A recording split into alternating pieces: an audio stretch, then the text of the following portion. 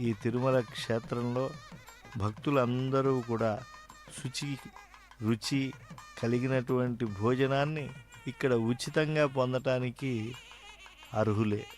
ఇందులో ఒకరికి ప్రధానమైనటువంటి వారికి అంతరించుకుని ఎంతోసేపు ఎదురు చూసి స్వామి సందర్శనం అయిన తరువాత ఆ స్వామి మహిమల్నే ఒకరికొకరు చెప్పుకుంటూ పరవశించి ఇసుక పాత్ర వలె ఎంతకీ తరగనటువంటి వారి అనుభూతులు పరస్పరం అందించుకుంటూ ఆ తర్వాత మాతృశ్రీ వేంగమాంబ అన్నదాన సత్రానికి వచ్చి ఈ అన్నప్రసాద కేంద్రంలో భోజనాన్ని స్వీకరించడం చేస్తూ ఉన్నప్పటికీ కూడా అక్కడ ఉపాహారం స్వీకరించిన లేదా ఆహారాన్ని స్వీకరించిన మనసులో శ్రీనివాసుని దివ్యమంగళ విగ్రహం దర్శించినటువంటి తన్మయత్వంతోనే పులకించిపోతూ ఉంటారు.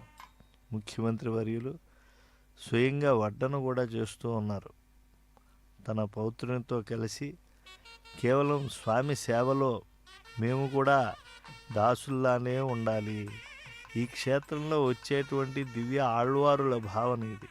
నజ్జన్మన ఫలమిదం మధుకైట భారే, నజ్జన్మన ఫలమిదం మధుకైట భారే, మత్ప్రార్థనీయమదనుగ్రహ ఏష ఏవ, త్వద్భృత్య భృత్య పరిచారక భృత్య భృత్య భృత్యస్య భృత్య ఇది మాం స్మర లోకనాథ అని చెప్పి స్వామి నీ దాసులకు ఉద్బోధ చేశారు. వేడుకొందామా వెంకటగిరి వెంకటేశ్వరుని, ఆమటి ముక్కులు వాడు ఆదిదేవుడే వాడు, ఇంతకన్నా దేవుడు ఇంకెవరున్నారండి?